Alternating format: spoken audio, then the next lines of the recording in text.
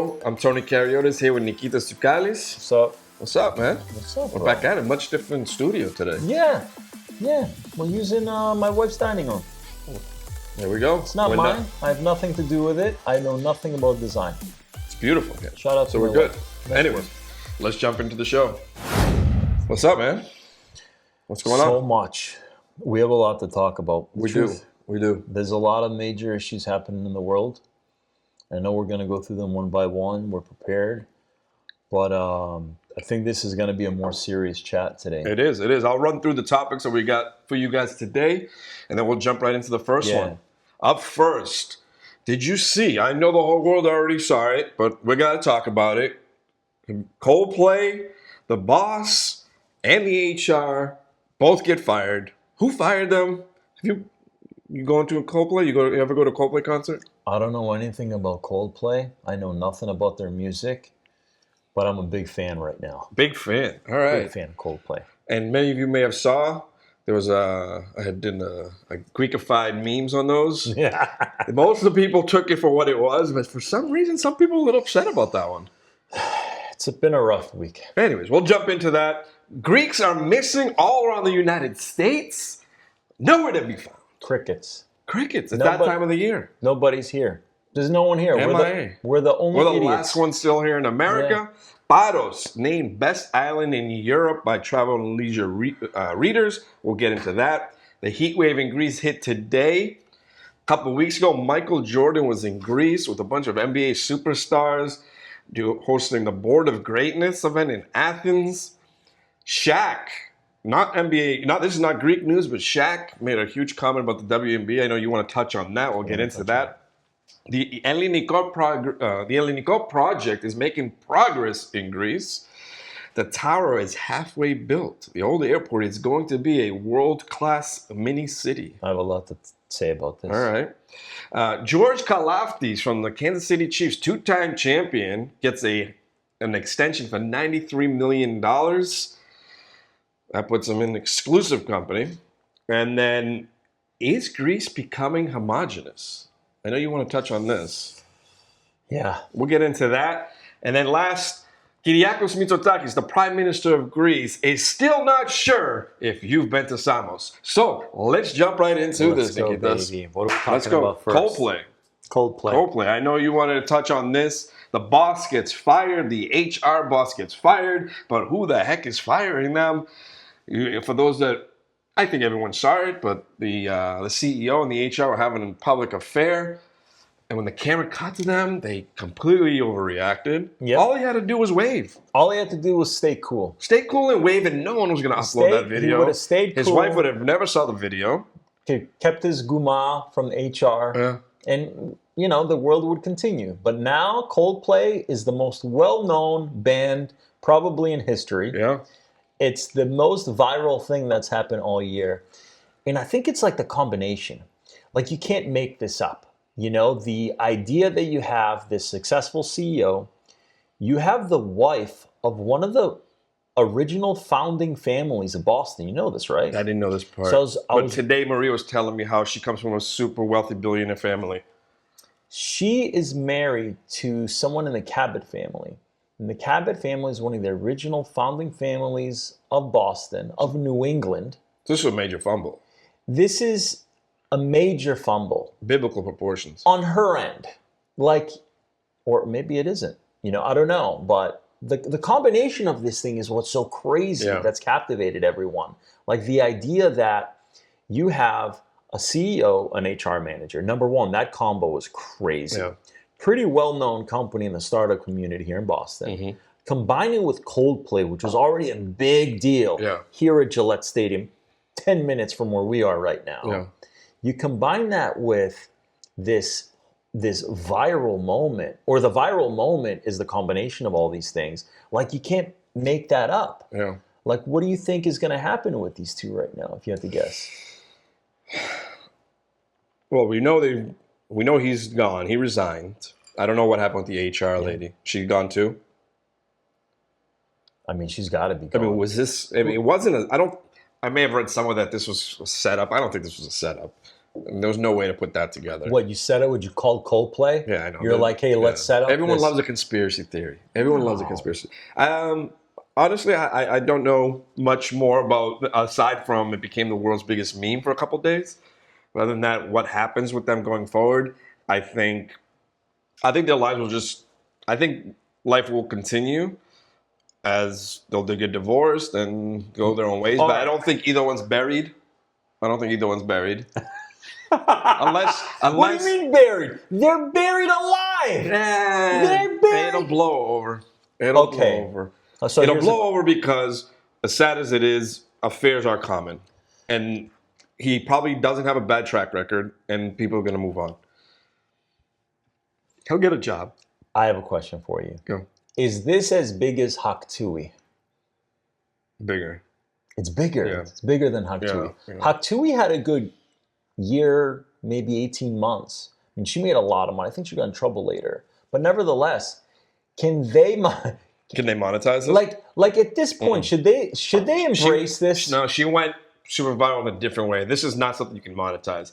You can't come out and now sell merch because you're that CEO. No, that's not going to fly. I know people already selling merch. Yeah, other people are going to make money off of it, but he's not going to make money. He's not going to make money off of it. He might make money in other ways, but not. He's going to lose money. She's probably, because I don't think he brings anything to the table that people care for. Like if he came out and said, "I'm going to do a podcast," okay, for what? Like you're not an interesting person. You just got caught cheating.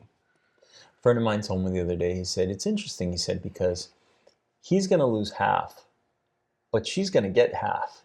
Yeah. I just sort of stared at him. I was like, "That's awful."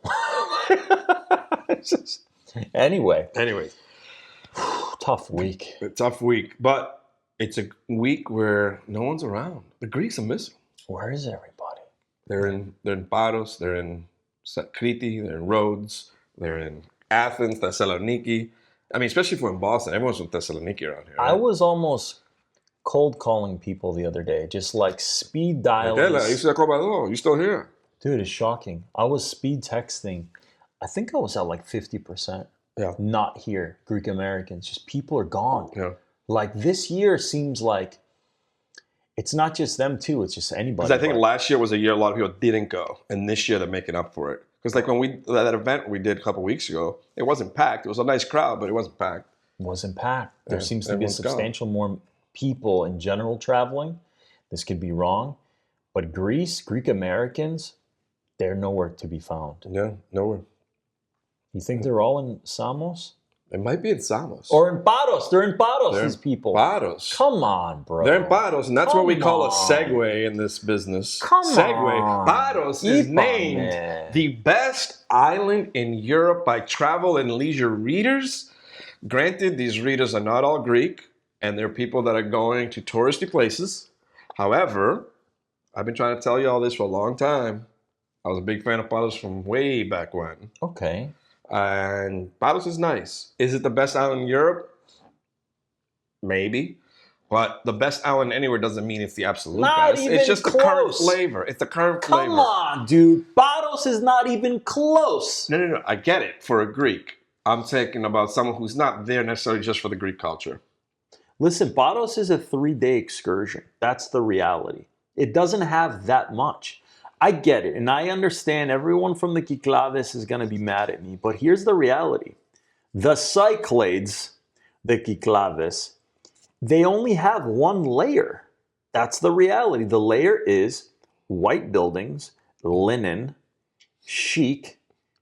There's a lot of bohemian stuff, and it's cool. It's awesome. Paros is awesome, but that's all it's got. It's got that one layer. You go to another island, like a bigger island like Rhodos, that's got 10 different layers. You have ancient Greek history. You have even Ottoman occupation and influence. You have food that has 1,000 more flavors. And you have, parts of Rhodos that have that chic vibe. You have multiple layers. Yeah. Like, I think Paros, like many of the islands in the Kyklades, are a one-trick pony. And there you go. It's a one-trick pony. All right, so it's a great trick. Aside from home, no Kos roads, where are you going? And don't say nowhere. Pick an island. Aside from Kos Kalimnos and Rhodes. I was going to say. aside from those three. I haven't been to that many places. The only other place I've been to is Samos? Samos. It's Paros.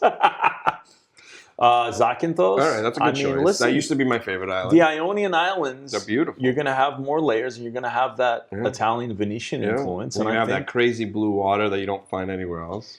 Listen, you're going to have architecture. Nothing against all the white buildings, but if you look at the origin of the white buildings, it's not an architectural marvel. These were poor places. These were places to stay cool, and these were typically fishing villages. You go to a place like Kerkira, Corfu for some of you, that has real architecture. You go to places like Plaka in Athens that has neoclassic architecture, or even Kalymnos. How are you going to compare it culturally? No, you can't. It's a completely different world. And that's what's beautiful about Greece, where everyone assumes just because it's all Greece that it should all look the same. But if you backtrack a couple hundred years, this form of Greece didn't exist. The Cyclades were their own. The Ionian were their own, a part of another country at that time. You had, the Athens area was separate from the Peloponnese. The Dodecanese were... All right, so we got it. He is not going to Paros, but you might go to Samos? Maybe. Anyways, we're going to take a quick break, and when we come back, the heat wave in Greece hit today, Tuesday, and the legendary Michael Jordan hosts an event in Athens, Greece, the Board of Greatness. We will be right back. Are you ready to get your Greek dual citizenship?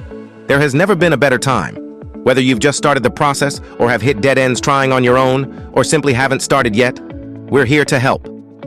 Greece Media is the most trusted citizenship service for Greeks abroad. We handle everything, from eligibility and documents to dealing with the Greek government. We do it for you. Take the stress out of the process and get it done right. Call 1-833-MY-GREECE or visit greece-media.com/Greek citizenship to book your consultation. All right, welcome back. We were talking the heat wave in Greece hit today. Are you prepared for a heat wave? You're going to be in Greece next week. It's hot. I'm not going to Athens, though. All right. You're talking about a 6, so I'm going straight to Kos.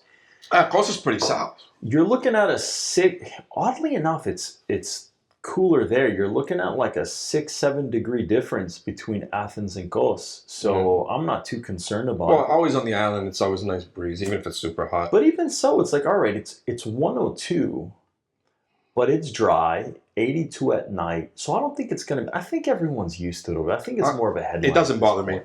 I'll never me complain about heat. I complain about the cold. I don't complain about heat. 100%. All right. So we're all prepared. Just know, if you're out walking about... I'm not going to be a teacher. I'm not going to say drink water. You ever meet Greek people that love the cold? Yes. Isn't that weird? Yeah. Does that throw you off? Well, here's the thing. It depends where you're from in Greece. Because, one year I was up in Kavala, and it was still, late September, October. And the nights were cold. And it might have read, 50 on the thermostat. Or was it thermometer? Thermostat? The thermometer. It might have read 50 degrees Fahrenheit, and for those that do Celsius, I'm sorry, I'm not a converter. It might be 15, but anyways, it was really cold, and it felt like it was freezing here. Really? Because it's so thin here, the air, there's no humidity, so it's really cold. And people, there's some people that like that. Though. Yeah, some people really. The sun goes down and it's just cold, and the night's freezing. I have one friend. I'm not going to name his name, but many of you might know who it is. He's a Pondio, and obviously his family's from the Black Sea, and I'm pretty sure it's cold as hell there. Yeah. So his lineage probably goes back 1,500 years, and when the winter's coming here, he loves it. He's like, "Oh, I love the cold. I can't wait to go skiing." I'm like, skiing? Yeah. Are you crazy? No, thank you. The idea that you could be in a place where just by sitting outside long enough, you will die. Yeah. I don't think that's okay. Yeah, no, we're all set with that. Anyways, moving on. Michael Jordan, you might have heard of him, was in Athens, Greece, hosting an invitational event for people of the Jordan brand called the Board of Greatness. Board of Greatness. You see any of that stuff on the internet? Why do you think they chose Greece? I think when I read that he usually jumps around different cities for a summer vacation with the company, but this is the first time that he's done this Board of Greatness event. You think that was influenced by Giannis? He's not part of the brand, so maybe not. Oh no, he's not. Oh, interesting. I mean, it was pretty cool. They were right in Vuliagmeni. What was the restaurant they were at? I'm not sure, but I saw like during there was a picture of the tables with the sea in the background. There was the golden Michael Jordan silhouette thing. Like it was probably like 10 feet tall. Dude, Vuliagmeni was in the news twice in the same week. The Riviera itself is just, it gets people there. Well, no, the problem is you have Michael Jordan in the news, and then the same week someone got shot in the face in Vuliagmeni. Oh, I didn't hear about that. Yeah, so evidently, I mean, this has got to be some mafia hit. So there was a guy from Berkeley, California, that went there for a trial. Went there for a trial or some sort of issue having to do with his kids. He went through a divorce and had to deal with his kids. And while he was there, a motorcycle or a mini bike pulled up to him and just shot him dead in the face like a few times. Wow. And now the ex-wife has been arrested, and I think 3 or 4 other people. So there was a hit in Vuliagmeni, and then Jordan shows up. Big deal. Vuliagmeni's just crushing it right now. Yeah, it is. Anyways, a little bit north of Vuliagmeni is the old airport. Remember the old airport? Oh, I remember. The Hellinikon airport is soon going to be the Hellinikon city, town, whatever you want to call it, micro city. And development started a few years ago. It was supposed to start even before that. They call it a 10 to 20 year development. However, there's going to be a tower in this community. And the tower apparently is halfway built. Have you know about this town? You planning to check it out, or is this something you don't want any of this to be in Greece? I mean, listen. Ultimately, that site is a real eyesore, right? It's not a nice thing. Just having What's currently there? Yeah, I mean, just empty airport land. Yeah, having the old airport there is a shame. I mean, it's right on the water. It's right near the city. It almost it's great makes space no to do something beautiful. Phenomenal space. I think the idea is phenomenal. You know, the only thing I wonder.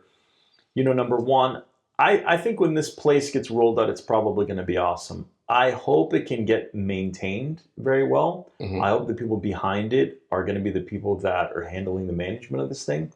And the second thing, the worry I have, especially because there's going to be there is so much foreign investment, is like, if we go there, is it going to feel like we're in Greece? Is it going to feel like we're going into some sort of project in Florida or France or Dubai? Is it going to be Greek? Are people from Greece going to be living there? Or is it going to be... It'll be a mix. It's going to be a mix of probably locals that maybe have jobs in there. They might want to live really close and just walk right to work. I think you're going to get a lot of tourist Airbnb, apartments, rentals, short stays. You're going to get a lot of high-end... rich money coming in. It's going to bring a lot of that. Does the casino part pull in a lot of high-end people? Possibly. I would think so.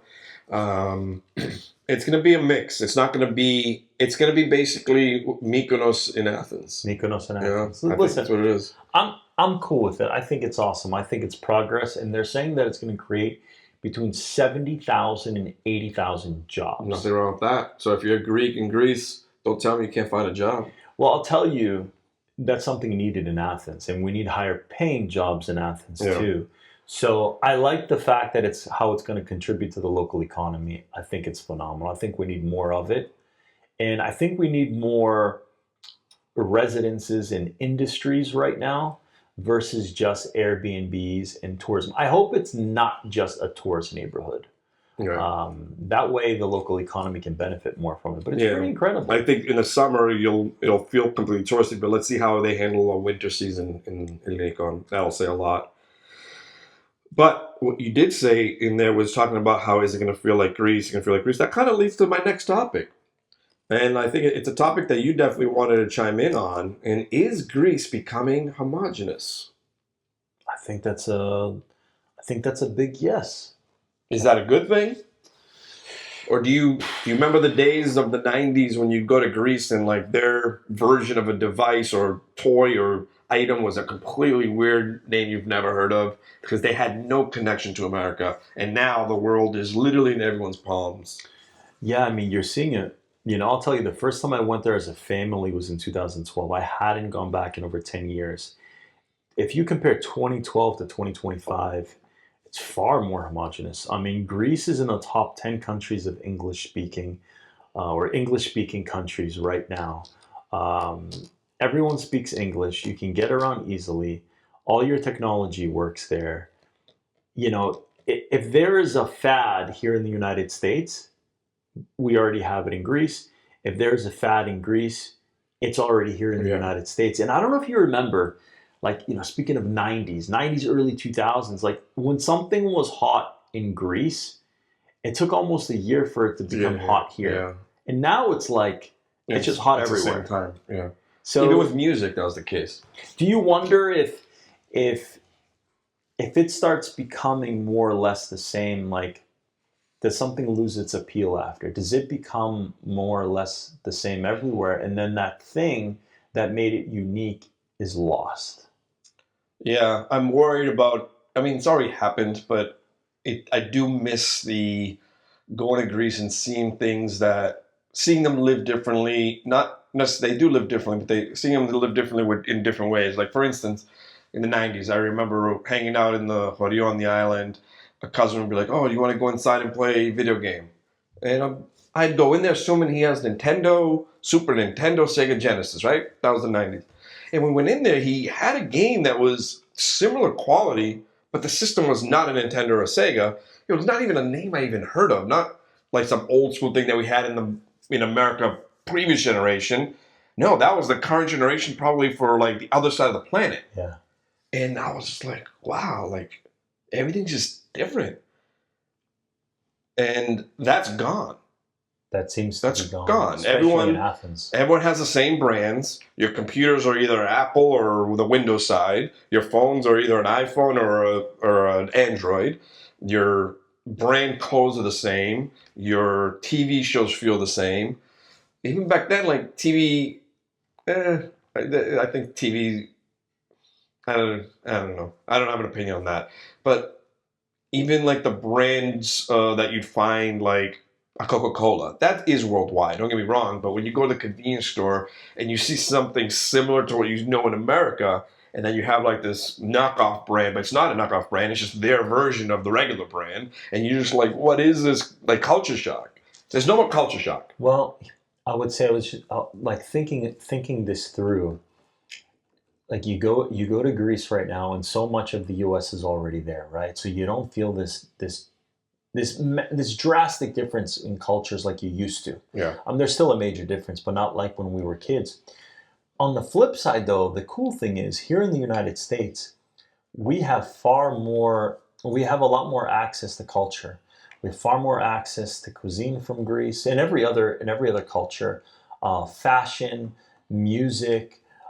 We can partake in other cultures so much more here at home, where I think in the 90s we didn't have this much access. I mean, like even Greek restaurants here in the Boston area, they're everywhere now. Mm-hmm. Like we have Souvladzidika, we have Giradika, like we have these spots. We didn't have them before. Yeah. New York always had the token few in Astoria, or more than a few in Astoria. But once you left Astoria, you didn't really see anything outside of Astoria. But even around New York and Manhattan, there are places everywhere. So like as much as the U.S. is giving over there, we're getting back in a really positive way too. So maybe this homogenous world is a good thing. Yeah, no, it is a good thing. It definitely is a good thing. I don't miss it, but it was a unique feeling when you run into that difference back in the day.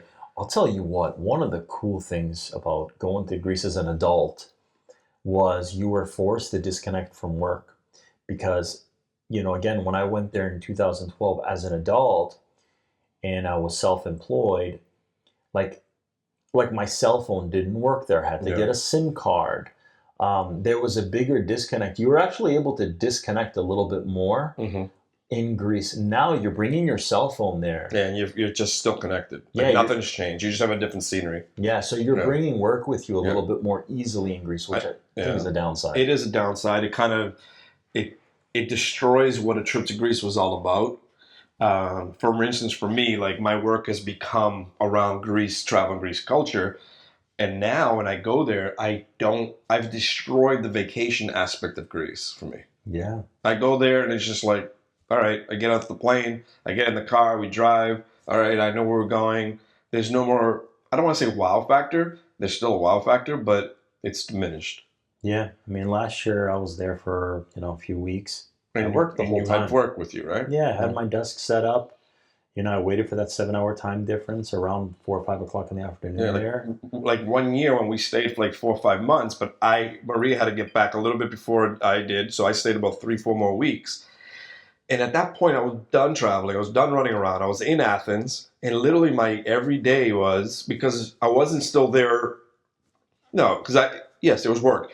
And my every single day became go to this coffee shop, post up, get my laptop out, grab my Fredo espresso. You know what I'm talking about, Yeah. dope.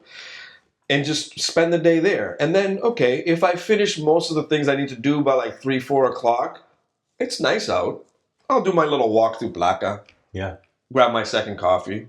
And then, because this time of the year, October, November, it's not like it's a different season. So it's not like you can just call someone, in Greece, because they're back in their work schedule. yeah. And it's like, all right, I guess I'll just go home and call it a night. Yeah. And it's just like, holy crap, this is not that summer in Greece anymore. Did you enjoy the time advantage there? Yeah. That's the best part about getting your work done in Greece is you are ahead of the game every day. It's like getting up at 2 a.m. here and finishing by like 9 a.m. Because when you're done at 4 o'clock, 5 o'clock, it's only 9 a.m. in Boston. If you have a job, You're waiting for America to wake up to get in touch with you. That's phenomenal. Yeah. I mean, So you're ahead of the game. I loved it. I mean, the idea that like before the workday started, I'm clearing emails, I'm going through my administrative tasks. Yeah. And then the actual working hours, all I had to do was show up for a few Zoom meetings throughout the day and do some, little defense, little offense in terms of like strategy meetings. I thought it was awesome. Yeah. Actually, it was super productive for me being there. So I don't know. Anyways, last topic. Kyriakos Mitsotakis, Prime Minister of Greece, is not sure if you've met the Samos. That skit just it's gonna keep. It's never going away. We're just kidding. It's not a hot topic. It's just the old meme. You It's keep bringing that up. The meme is so good. Because you've not been to Samos. Dude. No, stop it. You have not been to Samos. How good is that? Oh, it's the greatest clip ever. I wonder what the next viral thing is going to be from him. He's had a few good ones. He's had a few. Did you see the one of him with Trump the other day? No. Oh man, there was a funny one where they someone created a meme where it was a video, and it was like a romantic song, and it was like somewhere they had been together. I think it was NATO summit, and like Trump would just be like talking to someone else, and Mitsotakis was just looking over with these eyes like he was just wanted to be part of the cool kids club, and it was absolutely hilarious. All right, I'll see if I can find. You try finding that. While you do, there are a couple other topics. A little bit of diaspora news. Greeks in America. NFL star, Greek American George Karlaftis. Kansas City Chiefs give him a 4-year extension, $93 million. Congratulations to George. Absolutely crushing it, George. Kid born in Athens, moves here, I think, when he was like 10 to 12 years old, becomes a Greek American, and now is a star on a 2-time championship team in the NFL. Phenomenal story, man. 93 million. I don't care if that's over 100 years. Yeah. I don't care what that costs. That's definitely 93. Okay. They can build the rest of the tower for the Hellinikon project. Yeah, where do you go from there? 93. Yeah. What do you think he's paying to agents on that? I'm not sure what the rate is. What do you think you take out of the 93? Actually, let's do a little Greek talk. Probably 10%. Kathara. Kathara, posa θα πάρει. So, Σχεδόν 60. By the way, I got to tell you. So, when I entered the corporate workforce in the early 2000s, I remember when people would talk about what you made, it was always gross. So let's say someone made 10,000, right? Back then, that was like millions, right? Someone would say, oh, that guy made $10,000, but it was gross. But I remember at the time, like, going to visit my dad at the store, and I'd be like, hey, αυτός έβγαλε 10,000. Like, this guy made 10,000. And he would always be like, καθαρά. Like, it was always the net. Yeah. Like the clean cash. I get it. Why are you telling me about the gross? Yeah. Oh, wait, so the government's taking 45%. So he'd be like, oh, so he's making 5.5. It's phenomenal. Anyways, that's all we got for this week's show. Nikitas, it's been fun. We cut it short today. Eh? Yeah, we got to cut it short. I got to be somewhere. We're not going to talk about where we got to be. You don't want to know where he's going. Know. But anyways, thank you guys for listening to this episode of the podcast, Greece Chess Podcast. Tony Kariotis here with Nikitas Tsoukales. And we will talk to you again next week. He's leaving for Greece. Maybe we'll record one more before he goes. Aren't you leaving for Greece? The following week. There's nobody here. There's nobody here. The United States is empty. We'll talk to you later. See ya.